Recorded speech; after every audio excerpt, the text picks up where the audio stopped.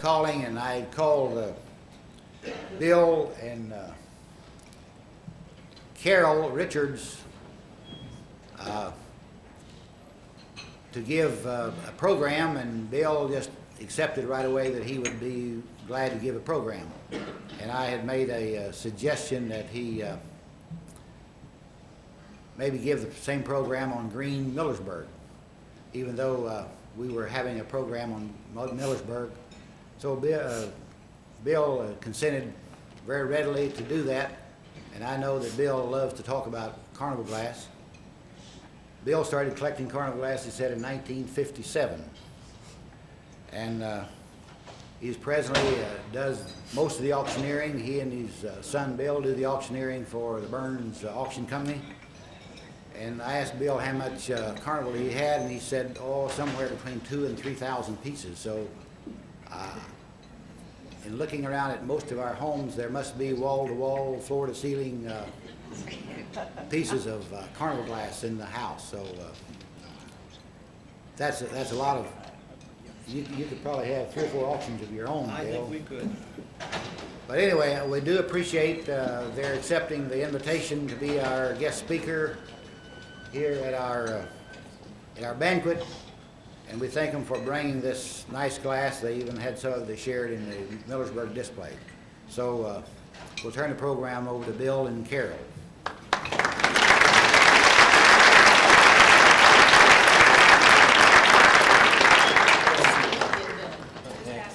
Steve, would you have Billy come up here? Billy just walked out, I think. Could you have him come up? Well, good evening, ladies and gentlemen.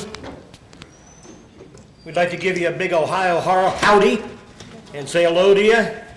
And we're just so proud to be here. It was a real honor when Bob called me. I hope that's not too loud.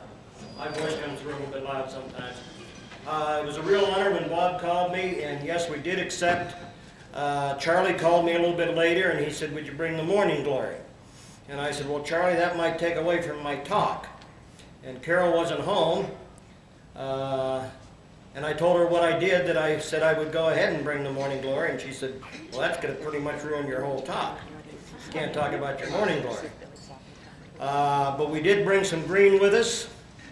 This is part of the green that we have at home. We do like our green. We like green in every maker. But we were very, very lucky over the years to pick up some nice green Millersburg.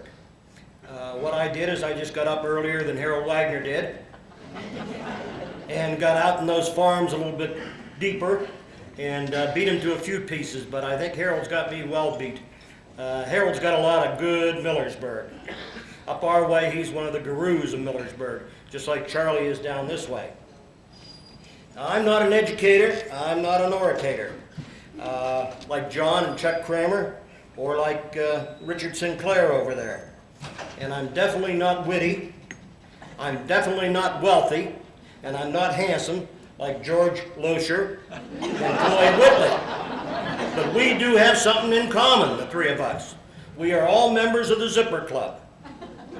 You know what that is. We've all had the open heart surgery, and thank goodness we're all doing fine. So,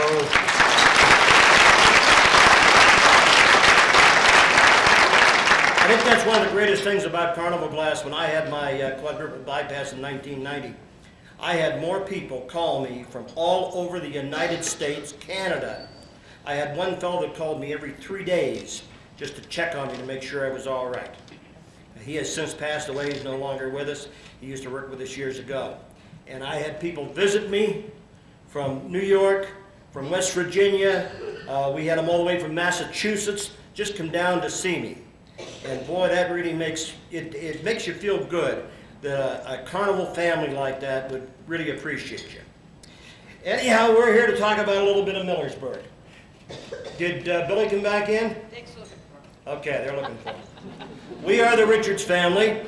This is my young bride of 44 years, Carol.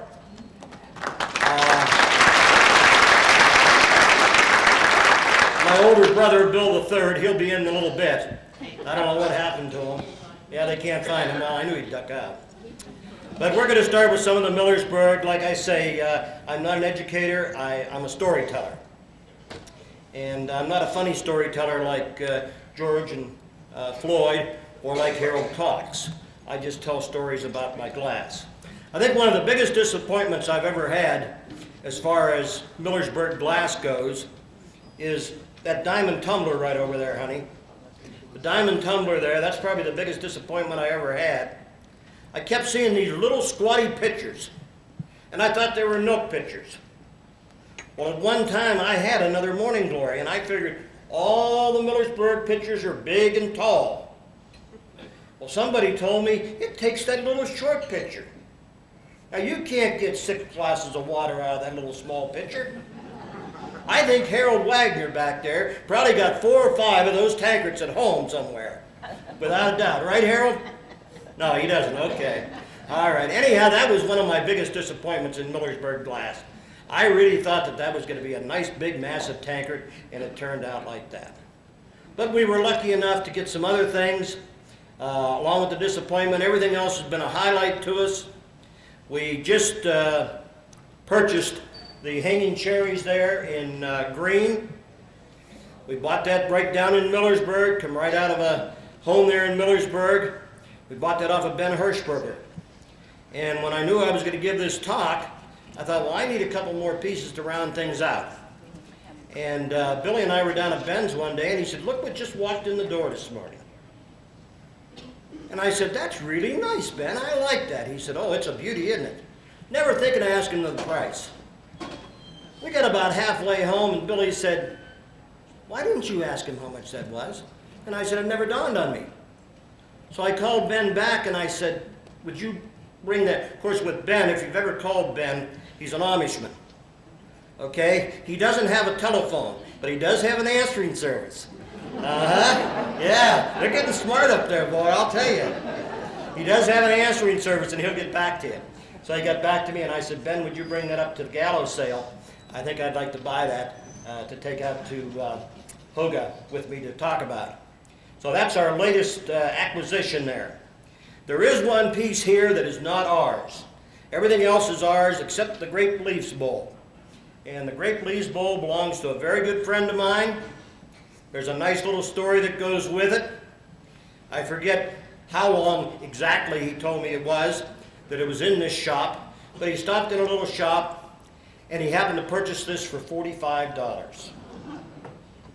And the people told him it had been there ever since the shop opened. Now this is around the Delaware area. I know that's where he's from. Was it right in Delaware? It was right in Delaware. And how long had it been there, Franny? About a year and a half. Now that shows you how many collectors are down there in Delaware. Then we all get in the car and head for Delaware, huh? Franny picks up some nice things, and he told me about that piece and said he was going to bring it with him, and I'm real proud to have it in the display. I think it really adds to the display. One of our other pieces, and this came from one of the Cooper auctions. Now I'm not talking about Gary Cooper, I'm talking about Floyd Cooper. That was before Gary Cooper. He used to run a little auction sale up there around Cleveland. Matter of fact, he bought the rest of the Presnick collection at one time, bought it outright, and then sold it. And at one of his sales, I picked up the green mini stars, which a good fellow collector of mine had looked at it, and he said, I don't know, I just don't kind of like that. I just don't know about that. And it was going for $65, so I picked it up. And I was very happy with it. That collector, his wife's here, I believe, Betty Cloud. That was Smoky Cloud, and he passed that up. Now, why he ever passed that up, I don't know. But I was really happy he did. Very, very nice piece. Good piece of green. I do like 3-in-1 edge. As you can tell by a lot of my things, I think the 3-in-1 edge is very, very attractive. I noticed in the sale there today we had a swirl hobnail vase like that did real well. I was really surprised. I know Floyd still has a good smile on his face. Cecil's got a little frown. I don't know why. Maybe Floyd says, well, the money's going in my account, not yours. But I'm sure they'll work it out. Tommy will help him with it. I'm sure of that. Anyhow, I noticed that one went real good in the sale. Usually up around our way, they don't go quite that strong. But I was real happy with that. I got that off an old-time collector years and years ago. I picked it up at an ACGA convention, and I think I paid like $25, $35 for it. It wasn't much at the time, but they have escalated in price. And of course, I'm glad to see that. There's a few other things I'd like to have in that sale, but I guess my pockets just aren't as deep. Anyhow, one of the other things we picked up was the Wild Rose lamp. In 1973, I come down with diabetes. And I was in the hospital for 2.5 weeks. And I was really despondent. I was really distraught. And I got this flyer about a Presnick sale. Well, we worked years and years ago with Rose and Joe Presnick. We sold the first 2 ACGA conventions. Joe and I, we were the first 2 auctioneers to sell there. And we had worked for years, and we even had sales together over and above conventions. And I read that flyer, and I said, I'm going to go for that Wild Rose lamp. So when I got out of the hospital, I think I was only out for 1 day, she fussed at me, and we said, no, we're going to go ahead and make the trip. It's only 85 miles up the road. So we went up there, and it was close to my birthday. And Joe knows how I work. Usually when I want something, I just yell it out. And he was piddling around at $100 for that lamp, and I yelled, $250. Well, he knew better than to cut to $260, because he knew I'd get mad. He tried for $300, and finally he says, $275 sold, 2.5. And I wound up with the lamp. So I've had that one, and I've also had the ladies' medallion, which I had to sell. When I had some health problems, I just thought, well, the ladies' medallion, I'm going to let go. I wish I'd have kept it, but I didn't. But there's the green one. And it's a very, very nice lamp. I love it. Of course, we love all our glass. That's one of the problems. We like it all. Okay, what's that right there, honey? Is that the Raisin Ribbons? Or is that the, yeah, Raisin Ribbons. The Raisin Ribbons, once again, 3-in-1 edge. I even forget where I got that, but it was some years ago, and we were happy to get it. We kind of got started on the green, Northwood mostly. Bob asked me what was the oldest piece in here. The oldest piece I've had, or for the length of time, is the mitered ovals, and there's quite a story goes with that mitered ovals. I tell that at the end, because when I tell that story, I'm done. Anyhow, the Raisin Ribbons, once again, 3-in-1 edge. Very, very nice piece. I just can't remember where I got it. Now the next one there is the Trout and Fly. That's got a good little story. There was a lady, her husband was a golf pro. And in front of the golf course, they had this little stone house. And she had an antique shop in there. But she had a little bit of a problem. She started about 7, 8 o'clock in the morning and got a little bit too much milk in the day, you know, a little too much orange juice. Of course, there was something in the orange juice.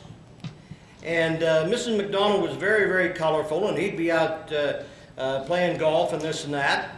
And she'd be in there trying to sell antiques. And we stopped in there one day, and I said, Mrs. McDonald, you got any good Carnival glass? She said, well, you know, I keep it over here because years ago, the dealers just didn't want anybody to know they had Carnival glass. They'd hide it. And she got down in this cabinet, and she starts pulling out this stack of bowls. Pulls out about 5 of them, and I asked her how much. It was $35, $35, $35. She comes to a 1910 Detroit Elks. And I said, how much for that? She says, $35. I said, I'll take it. 3 more down is that one right there. I said, how much? She says, $35. I said, I'll take it. She said, what about these other ones? I said, I don't want them. She said, why? They're only $35. I said, yeah, but they're not worth that much to me. A lot of imperial grape and little bowls like that, and they just didn't mean anything to me. But I was very, very lucky that she had had quite a bit of orange juice that day, I guess. Come on up here. Here's my older brother, Bill III.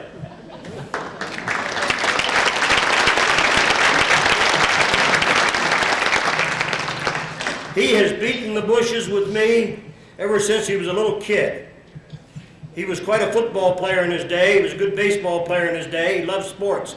But I wouldn't let him go outside and play until he stood in front of the china closets and told me what patterns the glass was. Now, I didn't do that to his sisters, but boy, they wish I had. Because Billy kind of rubs it in all the time. You know, well, I studied my homework. Anyhow, we owned all this glass between the Richards family. I've got 3 daughters. They all love the glass. Thank goodness. I've got 9 grandchildren. Billy's got number 10 on the way, as far as I know. At least he tells me that anyhow. The way his wife's been acting, I guess he's right. Anyhow, we've got number 10 on the way. The kids all seem to like the glass, even the little ones. Papa and Grandma's glass, you know. And you don't mess with it. It's all out in the house. We've got 14 rooms full. And it's all out. And they've never broken a thing, thank goodness.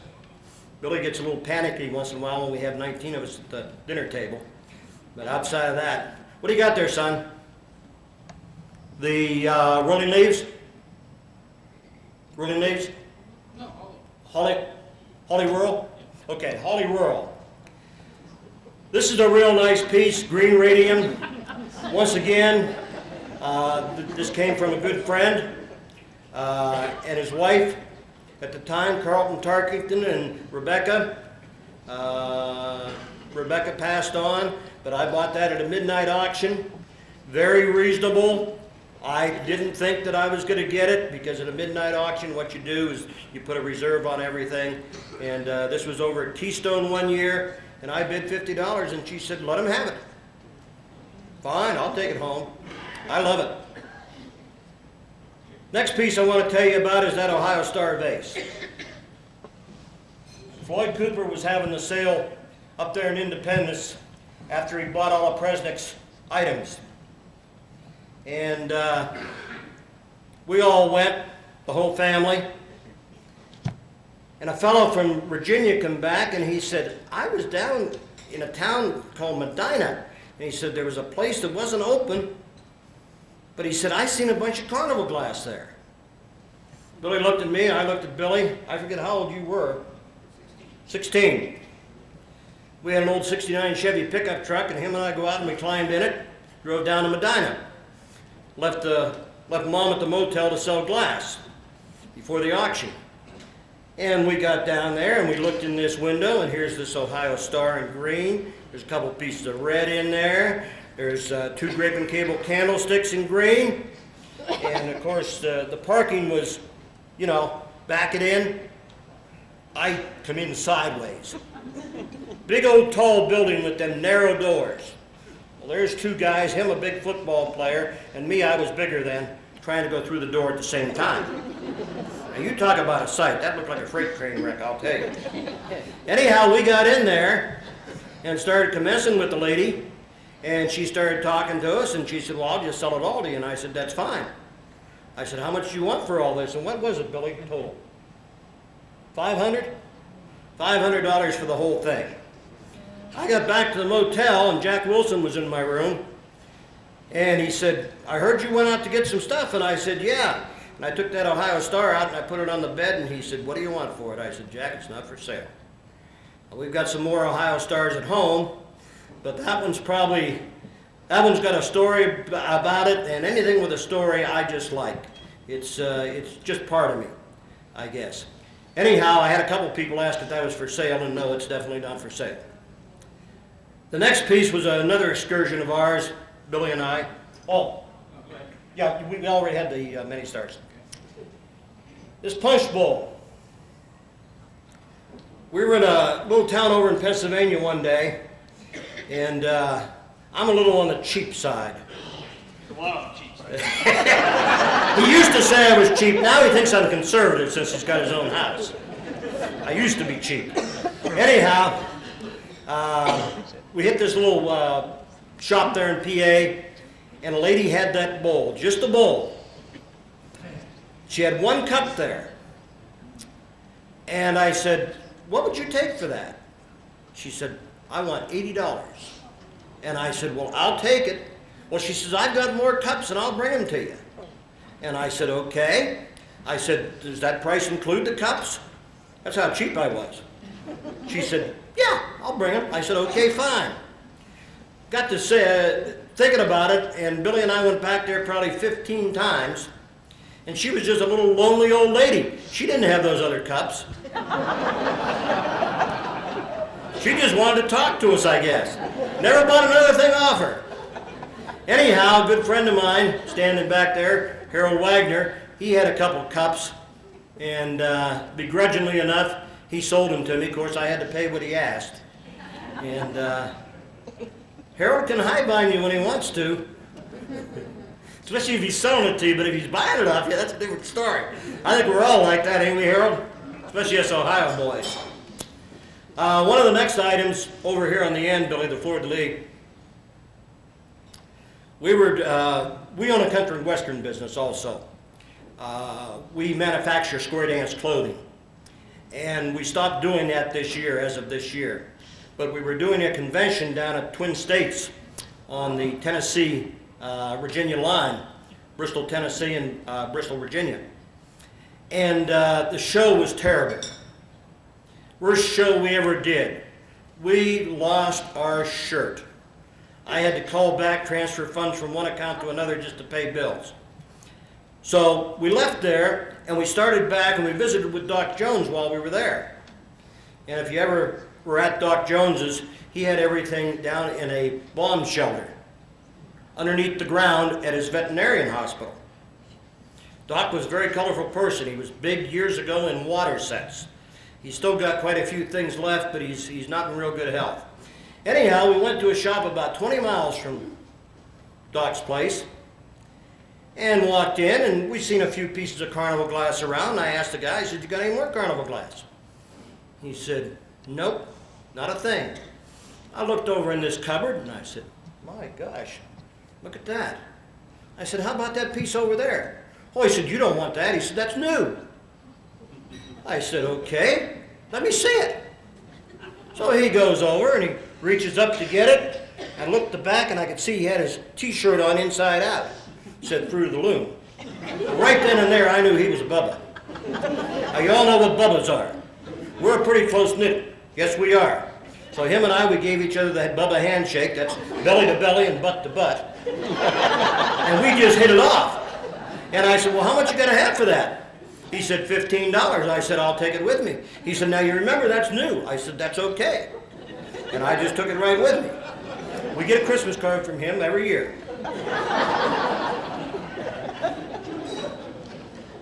What's there next, Billy? You got a zigzag. Okay. Huh? No, we didn't do the zigzag. The zigzag was a piece I just acquired also. Matter of fact, the same day I acquired the compote. But this came from the Gallo sale. And I did want one piece to bring with me that belonged to Bob Gallo. I seen this when we went to book the sale. I liked it. I didn't think I was going to be able to afford it, but I snuck it out of there. I paid for it, but I snuck it out of there. Somebody said, why are you paying that much for a zigzag? I said, well, it's pretty, it's nice, I like it, and I need it to fill a couple spaces for my talk. So that's how I wound up with that. That finishes those down there. The next one is my pride and joy. Next one's my pride and joy. There's two of these known. My wife found the first one in 1965. She bought it off a dealer friend of ours.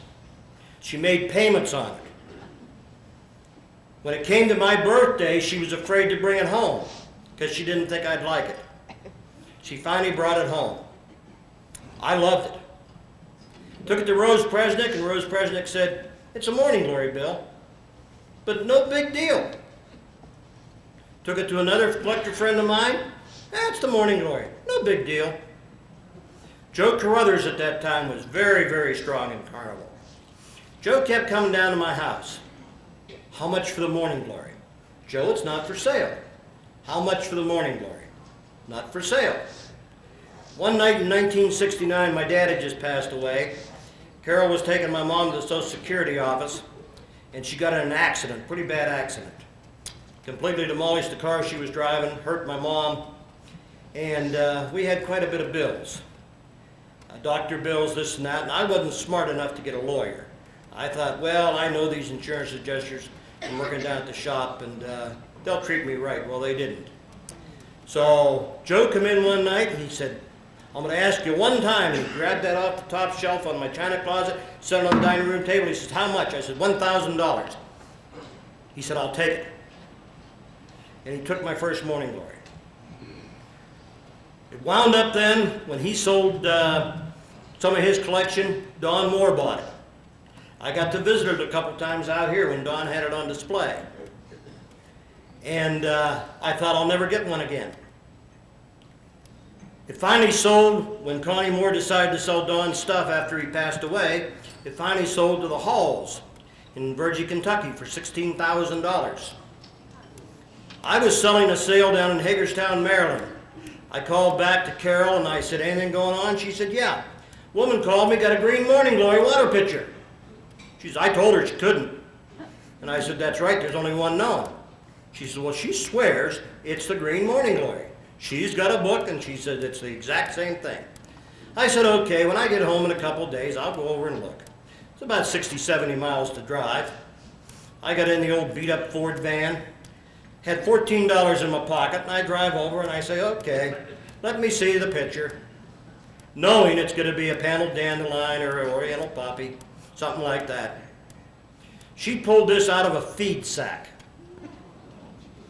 The tears started streaming down my eyes. I said, how much? She said, $7,000. And I want $1,000 for finding it. I said, I'll take it. She said, you got the money? I said, well, honey, I got 14 bucks. She said, buddy, that ain't gonna cut it. So I went home, and thank goodness Carol had a real good day in the square dance shop. I said, how much cash you got laying around? She said, about $1,000. I said, well, give it to me. I left the beat up old Ford van there. We pulled the Continental out, and over we went. Gave him $1,000. She says, you got 2 weeks to get the rest. I said, well, I can transfer some funds, and I'll get the rest for you. So that was the story of the Morning Glory. I finally got my Morning Glory back. It ain't the same one. There's only two known. I've owned them both. I can say that that is the prettiest of the two. The other one was a little bit more goldish. The tumbler, I at one time had two of these tumblers. About what? Oh yeah. Yeah, I'm sorry, I forgot. Anyhow, when I got real sick, I decided to sell the Morning Glory. And the lady in Kentucky that bought the first one had called me, and she said, I'd like to have them both. I said, okay, fine. I gave her a figure. She said, I'll take it. I said, okay. Because I didn't think I was going to be around much longer. And I talked it over with the kids and with Carol, and we said, okay, well, we'll go ahead and sell it, and you know. So we took it to a square dance convention down in Louisville, Kentucky, and then I was supposed to call them over there in Virgie, Kentucky, and deliver it. I had it with me at the square dance convention. And I called over there and they said, the roof just blew off our barn last night. We can't accept you. I told Carol, I said, that's got to be an omen. We'll just take it back. She said, you take it back home, it don't go out again, it's never going to be for sale. So there's how I got the Morning Glory. I had two tumblers at one time. And when I first decided to sell the pitcher, I carried the one tumbler with me. And our bookkeeper at that time, Eleanor Hart, she's a tumbler lover. And she said, Bill, I'll give you $1,400 for that tumbler. And I said, okay, sounds pretty good. I'll let you have it. In the meantime, a picker brought me this one. And I paid a good price for it, but nowhere near the $1,400. So we only have the one tumbler. Harold Wagner's going to find me 5 over there one of these days. Right, Harold? That's right. Remember, Harold, 50 bucks a piece, that's it. Yep, we're ready. This piece of glass right here is probably one of the dearest ones to my heart. I had a real good friend years and years ago. When I built my first auction barn in 1966, he helped me with it. He was a big old boy, construction worker, true friend. And he had a little problem too. His problem was his wife. She ran around, she drank, stayed out late at night, and Steve would call me at 3 or 4 o'clock in the morning. He'd say, "Come on, we gotta go look for Nancy," and we'd go. He loved Carnival glass. He had a good collection of Carnival glass for back in the 60s. One night he came out to the auction barn. He said, "Bill," he said, "I need some money." I said, "How much you need, Steve?" He said, "I need $70. But he says, "I got collateral." I said, "What's that?" He said, "I've got that mitered Nobles vase." He said, "I'm going to leave it with you. Give me $35. He left that, and a 1914 Parkersburg BPOE played with me. $35 a piece I gave for him. That night we went down, as we always did, to a little restaurant to eat. Steve come walking in, and I said, "How you doing, Steve?" He said, "I'm doing great now, Bill." He said, "I think I got it all worked out." I left him that night. The next morning, I was going to get donuts for the kids. Come on the radio, Youngstown, Ohio man drives to Dayton, shoots wife, wife's lover, and kills self.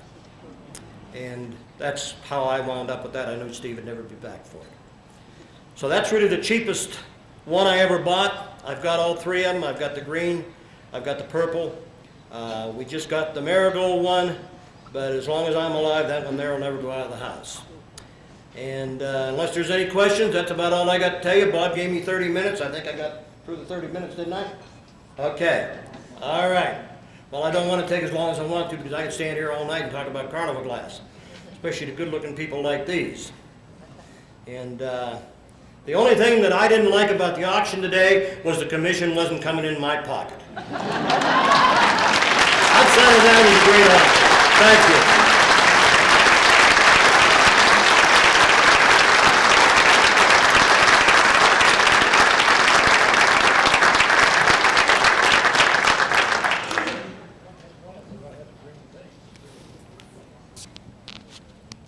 Thank you, Bill and Carol and Billy. We appreciate the talk, the reminiscence of the glass. I guess that's a big part of the collecting of the glass. There's all the good stories that's behind it and all of the remembrances that go along with all of those pieces of glass.